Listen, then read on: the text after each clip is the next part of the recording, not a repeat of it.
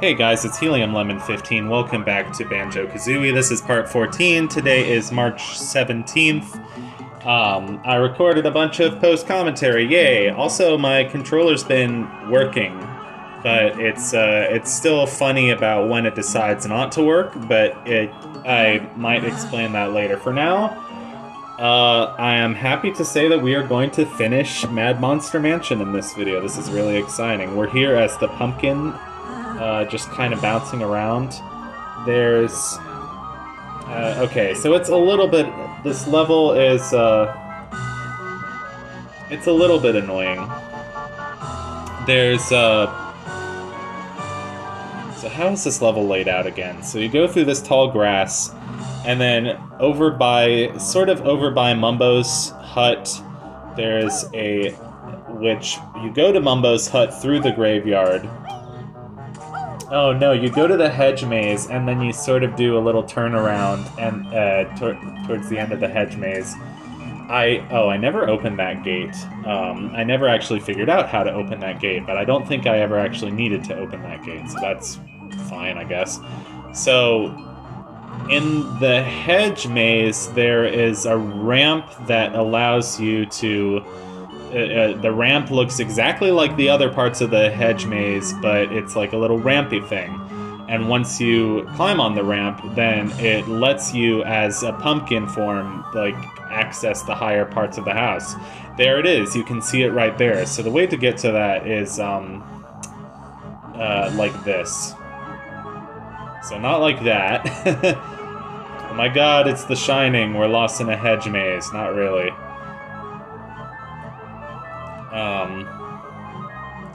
Boy, a pumpkin. I haven't made a Smashing Pumpkins joke yet. There it is. There's the ramp. For a second, it looked like there was two ramps. And, again, I gotta have my save states. Save states are very useful in this game. It's like, oh, save states are cheating. But no. And basically, you don't need to use this ramp for anything else other than just getting up to the, like, sort of rain collect, thing. The thing that's on the roof that's like a drain pipe, but it has like a little dip in it for collecting rain. And you have to fall through the top of this drain pipe right here in order to get this Jiggy! Yay! We made it. We made it into the barrel, the rain barrel.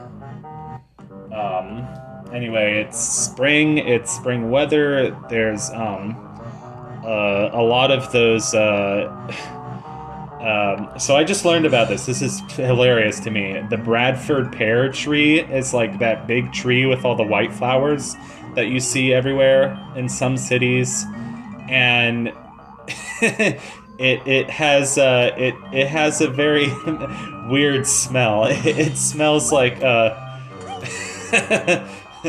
it's something that's not exactly family friendly, but let's just say it makes babies. So it's such a weird, like, kind of stink of a smell, and I've been smelling it everywhere. But I've been, like, enjoying the nice weather, and I've been walking all around Baltimore. It's so pretty in the spring. It's so pretty in the fall. I like it here. I'm honestly going to miss it. I'm gonna miss Baltimore. I think it's a cool city. It's been a nice change from New York, which is just so industrial, so overcrowded, and just turning into just like skyscrapers and construction everywhere. Baltimore actually feels like, you know... I mean, it's not the best place to raise a family, but you could actually raise your family here compared to someplace like New York City. Anyway, I might be moving to a different part of New York when I finish the school year, so that's exciting. I'm looking forward to that, but I don't want to say too much about it. So down the toilet we go. Happy landings, little one. I doubt it will be very happy. And the music, right away, tells us that we are in a very smelly situation. I like how it's not even, like, stated. It's just implied with the music. But I mean, these are the same people that made Conker's Bad Fur Day, so they do love their gross out humor. There's something very British about gross out humor. I don't know. Like, you know, they go to the loo. You know, there's just a lot of bathroom humor in Rare's games. But funny enough, not so much the Donkey Kong games, as far as I can think. Like, I don't think Donkey Kong 64 has...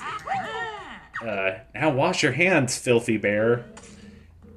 I don't think any of the Donkey Kong games, Donkey Kong Country or Donkey Kong 64, have any toilet humor in them. Maybe they just wanted to keep those games a bit classier, and then have all, like, the toilet jokes in Banjo-Kazooie. So there's one Jiggy left. The way you get to this Jiggy is by climbing to the very chimney, the very top of the house, falling down the chimney. There's like a small pipe at the top of the house that I thought you had to fall into as the pumpkin, but I think I was just wrong about that. I don't think there's any way that you can get to the top of the house as the pumpkin.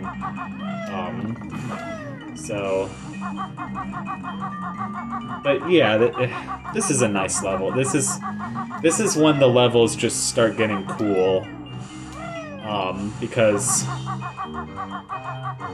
honestly, I think this level is really cool. And it just reminds me of, you know, finishing my homework in high school and, like, listening to the radio or something and, like, you know, playing Banjo-Kazooie while, like, my mom made dinner or something. It just has, it just takes me back. I'm distracted. I was trying to get, like, a piece of fuzz off of my tongue. That's what that was. Yes, so there's the last 4 notes up there. Stupid, skeletons! Skeletons! Undertale! So what you want to do is not that. What you want to do is go into the Talon Trot as soon as landing up here. And it's like, yay! These are the last 2 notes. We're not pulling another Gobi's Desert or Gobi's Valley. Thank God. Which I don't feel too bad. Like, I left that level at 96 notes or 98 notes. I think I pressed the wrong button there. That's what that was. That's okay. Yeah, I don't know. I don't know what else to say. We're gonna go up to the chimney of the house. We're gonna fall down and do some stuff. And, yeah, classic rock. Not really.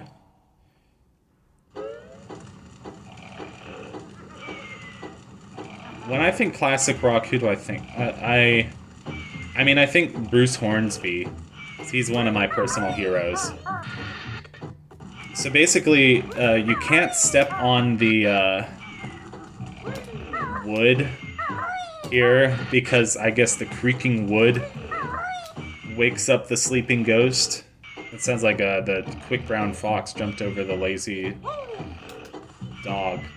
But it's funny that he gets waken up by the like the creaking of the wood and all that, but not by like Kazooie going. Wee! Yes, I'm mad. My boot I'll put up your useless spooky butt. I don't know. I think classic rock. I think Toto. I think classic rock. I think like the Eagles. But I hate that stupid. I hate that stupid Hotel California song, and I think everybody does because it's like it's so overdone. But there is that song by the Eagles that I really like. It's called "Journey of the Sorcerer," and it's an instrumental song. But it's just a really cool song, and it makes me nostalgic for like there was a period of high school where I was obsessed with everything that had to do with Hitchhiker's Guide to the Galaxy, and that song was used for like the intro to the BBC like the old BBC radio production of Hitchhiker's Guide. So I left that level, I was all excited, I'm like, oh yay, we get to go to the next level. And then I forgot, okay. So it's actually, unlocking Rusty Bucket Bay is kind of a puzzle. This giant tombstone decided to be a dick. Like, seriously, screw you. I do not want to die, but it's okay. 'Cause I have lots of lives. More than 9 lives, if you can believe it. I have like 13 or something. It's just the counter doesn't go it doesn't go past 9, which is really funny. It's a really funny game mechanic that I only discovered like during this playthrough. Although I kind of figured as much. We want to, so the pumpkin's small enough that we can fit through that tiny little hole in the door. You would think that the Beak Buster would just break down the door, but no. I was really nervous, of course, because I was down to 1 health and this ghost was in the room with me, so I was like, please don't. Please, Mr. Ghost, don't do anything sad. And then I busted out the gold feathers immediately. Just didn't want to take a chance. Which, I don't know, I could have taken a chance because I have save states. The convenience of save states. So, you have to go into Gruntilda's lair. There are 3 water level switches, which are hidden in different parts of Gruntilda's lair. Also, I love this spooky, like tiny little church or like little tomb with the candles. Part of the game. This little room here, I like it. It's cozy. I'd sleep there. That's something the Nintendo Capri Sun always used to say, is like, oh, this level looks it just looks so cozy. I would totally sleep here. I miss that catchphrase. Man, Nintendo Capri Sun is one of like the biggest reasons that I became a Let's Player. I haven't really been watching his latest stuff, but I don't know. I should. I just I'll get around to it. There's a lot of other things that I'm watching right now. I mean, I do still intend to watch his playthrough of Bug Fables at some point. Bug Fables has been super popular recently. It's an indie game, but it's kind of a Paper Mario-like, which is cool. Like, so it's a fan game that does, you know, different characters, not Mario characters, obviously, but it's a tribute to the classic Paper Mario. Yeah, anyway, we have to use the pumpkin to travel across this super tiny platform. Or do we? Yay, save states come in such handy there. Many tricks are up my sleeve. To save yourself, you'd better leave. We've literally... Grunty's bedroom has smelly... What did that say? Smelly boots? Smelly socks? A Veruca plant? Is that supposed to be gross? I'm not actually sure what that is. Enormous sweaty yellow undies. All humans sweat. Unless they're, like, too cold to sweat. What's a Veruca plant?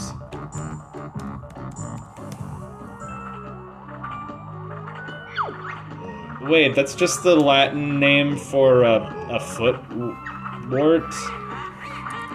So it's not even a plant? It's a foot wart. It's a play on words. Wait, it's a play on words. That's so funny. I would have never realized that that was a play on words for, like, the medical name for a foot wart. I would have just assumed that it was a normal plant. Anyway, I don't think I'm gonna use that cheat code. It was red feathers, right? There's a couple Cheetos. This is when the lair sort of gets more complicated, but also more fun, because there's more hidden things like Cheeto to discover. Oh my god, that's my fridge running. My fridge decides to do... It has a couple, like, cycles. It has the quiet hum that it does, like, all day. and it has the super obnoxiously, like, earth tremor loud hum, which it decides to do at about 20 minutes till 1 a.m., so about 12:40, every night, without fail. So usually if I'm not keeping anything important in my fridge, which I tend to not keep too much in my fridge these days, just because I either eat at the school cafeteria or I eat out, I don't know, or I, you know, I put something in my fridge, but it's not much. So usually if I don't have too much that's important in the fridge, then I just unplug it for the night. Obviously, if I have milk or something in there, then I'm gonna leave the damn thing plugged on. But it's just the super loud humming noise bothers me. I think there's a couple screws loose in the freezer, so the fan just runs really loudly. But it's funny that it's like fine for most of the day, and then once it gets past midnight, it's like it decides to do the thing. And it's one, it's a scary noise, and two, like I have to sleep like a couple, like maybe 10 or 20 feet away from it, and it's just like I can feel the vibrations of it through the floor. Anyway, I don't know. I don't love living in a studio apartment because, like, your bed is just in the living room. Like, I like having a bed that's in its own separate room of the house. You know. And I think most people do. That's why most people live in actual houses if they can afford it. But right now I can't afford that. But someday maybe I will. You know, if I stop playing video games. No, I'm kidding. I love video games.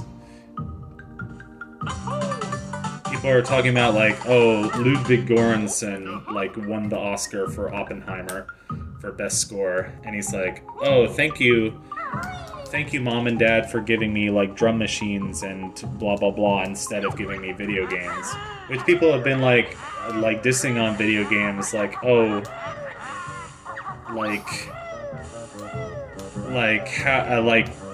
you know, it's so much better to make art than consume. It's like, you gotta do both. But, I don't know, people distorted it. Like, people were like, oh, well, you gotta realize he's not actually, like, criticizing video games. It's more that he is thanking his parents for, like, encouraging him to be a creator of art rather than just a consumer of things like video games. Which, of course, video games are art, but not everybody sees it that way. But, I mean, God, if you play a game like Omori,